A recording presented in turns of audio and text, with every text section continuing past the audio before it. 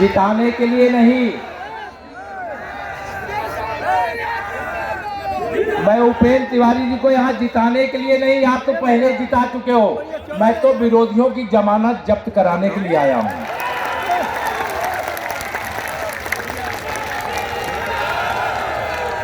और आप सबका उत्साह और उमंग देख करके, या मैं कह सकता हूं कि जो मैं लक्ष्य लेकर के आया हूं कि ये सपा बसपा कांग्रेसियों की जमानत जब्त करा करके और इस उत्तर प्रदेश और बलिया और फेफड़ा को पूरी तरह से इस प्रकार की बीमारी से सदा सदा के लिए मुक्त कराने का जो मैं सोच करके आया था, आप सब ठान करके बैठे हो। सही है ना?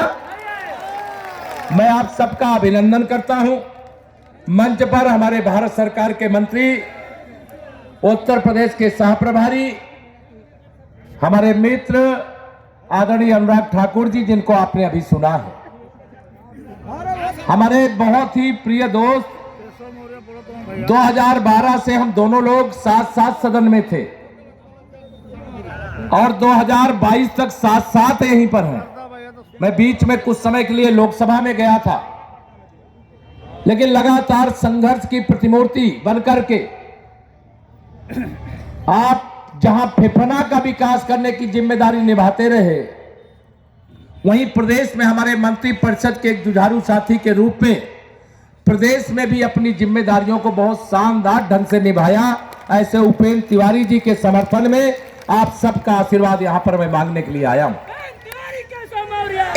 मंच पर हमारे वरिष्ठ नेता, यहीं आपके पड़ोस के सांसद भाई रविंद्र कुशवाहा जी, वह भी बोलना चाहते तो मैं भी चाहता था बोले, सब सुनूं, लेकिन मेरी आगे सभा लगी हुई है।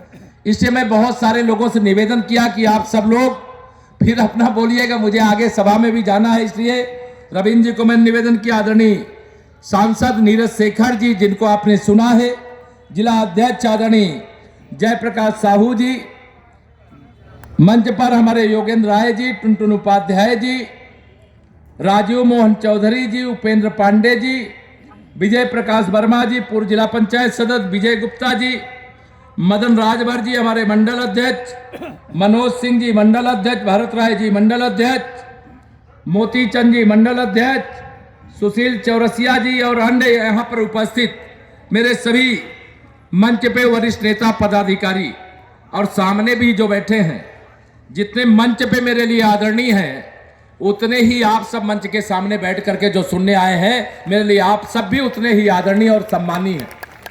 इस भीड़ में बड़ी संख्या में मेरे पिता समान बड़े बुजुर्ग बैठे, माताएं बहनें बैठी हैं, सबके पास आ नहीं सकता। यहीं से सबके चरण छू करके प्रणाम करके कमल के फूल के लिए, उपेंद्र जी के लिए आप सबका आशीर्वाद मांगता हूं। मेरे नौजवान दोस्तों, कहा जाता है ना, जिस ओर जवानी चलती है उस ओर जमाना चलता है। देखिए, सपा बसपा कांग्रेस का युग खत्म हो गया है। खत्म हो गया कि बचा है? अभी इनका युग खत्म हो गया है। इनके पास जैसे कोई कहते हैं, जब किसी डिबिया में तेल, अब तो तेल की जरूरत नहीं पड़ती, बिजली इतनी आ रही है, लेकिन पहले हम डिबिया तेल जलाते, तेल वाली डिबिया जलाते थे ना, और जब तेल कम हो जाता था तो वह डिबिया बड़ी तेजी से जलने लगती थी। जलता था ना दीपक तेजी से जब तेल खत्म होता है। तो इनका तेल खत्म हो गया, इसलिए लबलब फलब जल रहे होंगे, झगड़े कर रहे होंगे, फसाद कर रहे होंगे, विवाद कर रहे होंगे, क्योंकि ये इसी में से जन्म लिए। हमारी पार्टी ने एक लक्ष्य रखा है, वह लक्ष्य है उत्तर प्रदेश के 24 करोड़ लोगों के जीवन में खुशहाली लाना, 24 करोड़ लोगों का बिना भेदभाव के विकास करना। गरीब आदमी के जीवन में अगर हम खुशी नहीं ला सके तो मेरे माननीय प्रधानमंत्री नरेंद्र मोदी जी का स्वप्न अधूरा रह जाएगा। वह तो गरीब मां बाप की कोख से जन्म लेकर के गरीबों की सेवा में अपने आप को न्यौछावर कर दिया, मां भारती की सेवा में अपने आप को न्यौछावर कर दिया। जिस दिन से प्रधानमंत्री पद की शपथ ली है, उस दिन से एक दिन की भी छुट्टी लिया है क्या माननीय मोदी जी ने? नहीं। सुना है क्या आप लोगों ने? नहीं। और ऐसे तपस्वी देश के प्रदेश के विकास के लिए हमारे यूपी के ही काशी के सांसद, पूर्वांचल के सांसद हैं और देश के प्रधानमंत्री के पद पर बैठ करके हमारे प्रदेश का, देश का और प्रत्येक देशवासी का गौरव बढ़ाने का काम कर रहे हैं। मैं आप सब लोगों के सामने आज यहां पर यही कहने के लिए आया हूं पिछली बार भी मैं आपके बीच में आया था 2017 में, जब मैं प्रदेश अध्यक्ष था। आप में से थे उस समय कुछ लोग? सब लोग थे। आप लोगों ने मेरा मस्तक नहीं झुकने दिया था, और आज मैं फिर आपसे अपील करने के लिए आया हूं। अगर 5 साल में मैंने आप सबका कभी मस्तक नहीं झुकने दिया है, तो आप सबसे अपील करके जा रहा हूं, आप मेरा भी मस्तक मत झुकने देना। पूरी ताकत लगा करके प्रत्याशी उपेंद्र तिवारी जी को समझे बगैर कि आपका प्रत्याशी केशव प्रसाद मौर्य है, या समझ करके मेरे भाई उपेंद्र तिवारी जी को रिकॉर्ड मतों से विजयी बना देना, रिकॉर्ड वोटों से। जहां तक विकास की बात है, जहां तक विकास की बात है, विकास के लिए मैं आपको भरोसा दिलाना चाहता हूं। अरे लखनऊ के खजाने की चाबी तो फेफना के पास है ही, लेकिन दिल्ली के खजाने से भी कुछ लाना होगा तो मैं और अनुराग भाई दोनों लोग मिलकर के माननीय प्रधानमंत्री जी से जो भी चाहेंगे लेकर के आएंगे, आप भरोसा रखना। इसलिए मैं आज जब आया तो मैंने कहा मैं वोट नहीं मांगूंगा, मैं तो वोट के रूप में आपसे कर्ज मांगूंगा, कर्ज।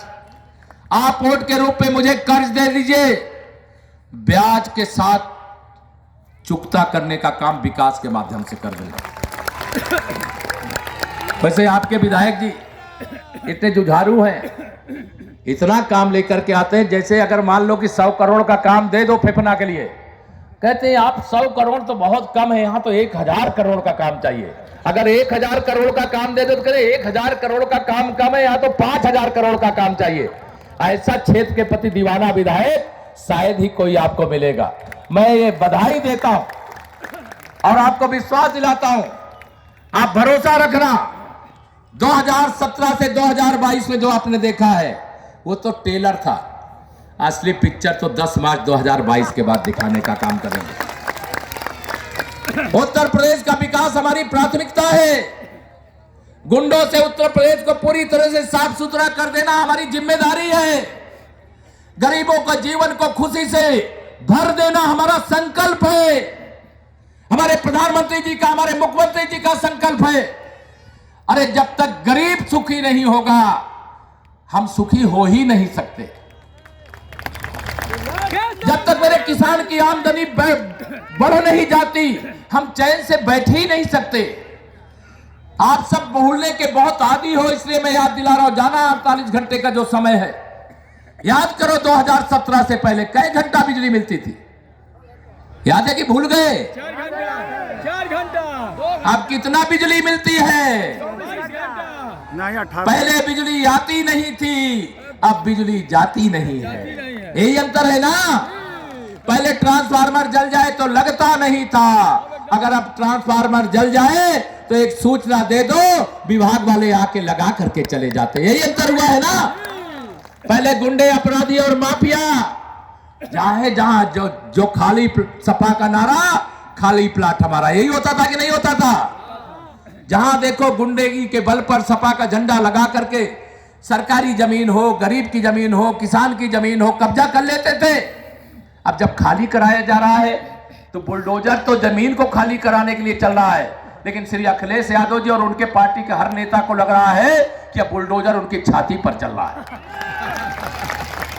आप बताइए, अगर हमारी सरकार ने संकल्प लिया है कि 2017 से 22 तक माननीय प्रधानमंत्री जी के निर्देश पर हमने जो 43 लाख प्रदेश में प्रधानमंत्री आवास दिए हैं, अभी बहुत लोग बाकी हैं। अरे उनको भी घर देना चाहिए कि नहीं देना चाहिए? जिनको नहीं मिला है अब उनको घर देना है। उनके पास जमीन नहीं है तो जमीन कहां से लाएंगे? और जो माफियाओं ने कब्जा किया उसी को खाली करा करके वह जमीन गरीबों को पट्टा देंगे और वहां पर उनका मकान बनाने का काम करेंगे। सही है कि गलत है बताओ? अब इससे इनको दर्द होगा विरोधियों को, लेकिन हमें इनके दर्द की चिंता नहीं है। हम चाहते हैं ये दर्द से कराहें और मेरे गरीबों का दर्द दूर हो जाए, ये हमारी चिंता है। इनको गुंडों की चिंता है, हमें गरीबों की चिंता है।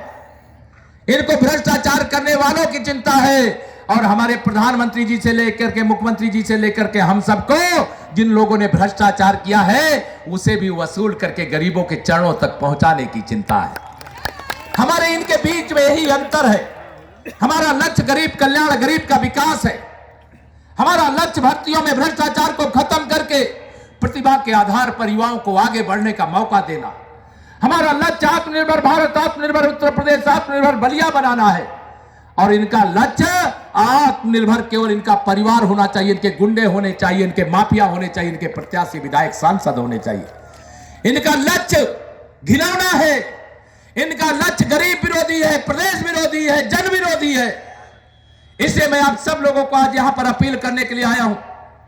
यह चुनाव नहीं, 2022 का विधानसभा चुनाव केवल यूपी में नहीं हो रहा मेरे भाई बहनों, प्रदेश में और बहुत जगह हो रहा है। लेकिन चर्चा केवल यूपी की क्यों होती है? यूपी की इसलिए होती है कि सारे विरोधियों को लगता है कि अगर यूपी में बीजेपी को रोक लेंगे तो पूरे देश में मोदी जी को रोक लेंगे। यही सोचा है कि नहीं सोचा इन लोगों ने? और इस सोच के साथ